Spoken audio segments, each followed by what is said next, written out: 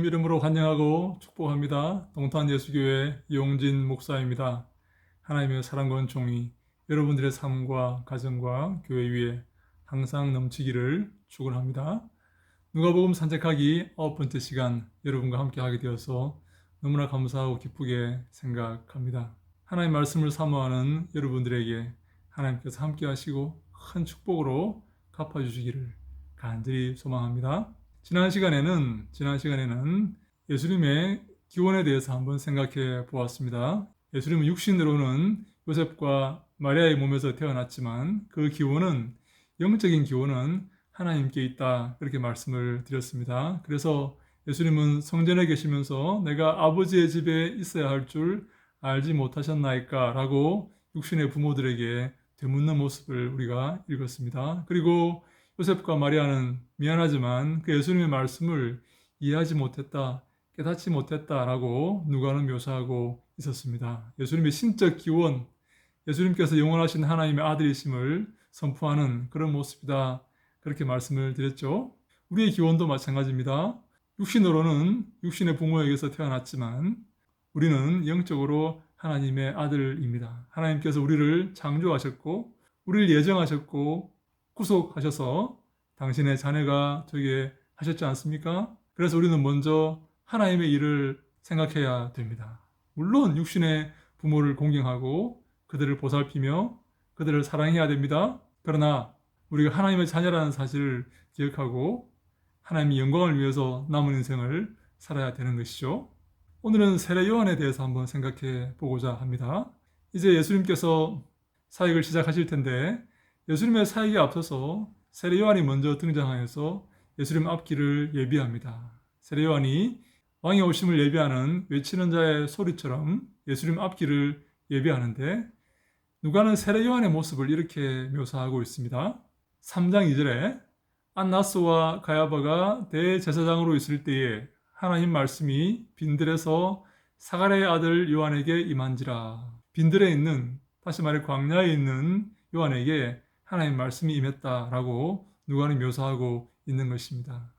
왜 광야에 있는 요한에게 하나님 말씀이 임했을까요? 그러고 보면 요한은 항상 광야에서 지냈던 것 같습니다. 1장 80절에도 아이가 자라며 심령이 강하여지며 이스라엘에게 나타나는 날까지 빈들에 있으니라. 본격적인 사역을 시작하기 전까지 세례 요한은 광야에서 빈들에서 머뭅니다. 믿음의 유인들은 그 사역을 시작하기에 앞서서 광야에서 시간을 보내는 경우가 참 많이 있습니다.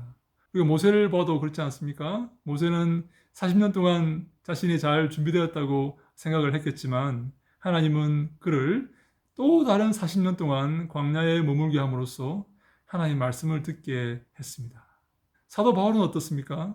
사도 바울도 본격적인 사역을 하기 앞서서 아라비아 광야에 머물렀다라고 표현되어 있습니다. 갈라디아서 1장 17절 말씀에 또 나보다 먼저 사도된 자들을 만나려고 예루살렘으로 가지 아니하고 아라비아로 갔다가 다시 다메섹으로 돌아갔노라 라고 말하고 있습니다. 하나님의 위대한 종들은 그 사역을 시작하기에 앞서서 광야에서 머문다는 공통점을 가지고 있습니다. 여러분, 광야는 어떤 곳입니까? 빈들은 어떤 곳입니까? 말 그대로 아무것도 없는 곳입니다. 그곳에 머무는 사람들은 하나님을 바라보고 하나님을 의지할 수밖에 없는 그런 곳입니다. 하나님은 그곳에서 당신의 종들에게 말씀을 주십니다. 하나님만 바라보고 하나님만 의지해야만 하나님은 함께 하시고 그들에게 임하시는 것이죠. 우리의 삶 속에 하나님만 의지하는 것이 아니라 돈과 재물과 명예와 권세와 이런 다른 것들이 우리의 삶에 가득할 때 우리는 하나님을 바라볼 수가 없습니다. 그것들에 막혀서 하나님을 의지하지 못하고 하나님을 바라보지도 못하며 하나님의 음성을 듣지도 못하는 것입니다. 그러나 우리의 삶에 그런 것들이 없이 온전히 하나님만 바라보는 그런 상태가 될 때 하나님은 우리에게 다가오셔서 당신의 말씀을 주시고 우리는 그 말씀을 붙들고 그 말씀을 가지고 주께서 맡기신, 부탁하신 그 사역을 감당할 수가 있는 것입니다. 여러분 혹시 지금 광야에 계십니까? 혹시 여러분 주위에, 내 주위에 아무도 없고 아무것도 없다고 생각되십니까? 그곳이 바로 하나님을 만나는 곳입니다. 하나님께서 여러분의 전부가 되어주시고 여러분에게 하나님 말씀을 전해 주실 것입니다. 그래서 우리는 내 삶이 광야 같은 삶이라 할지라도 하나님께 감사할 수가 있는 것입니다. 하나님은 광야에 가는 당신의 종들에게 생명의 말씀으로 함께 하셨고 오늘을 살아가는 우리에게도 우리가 광야에 있을 때 하나님은 함께 하실 것입니다.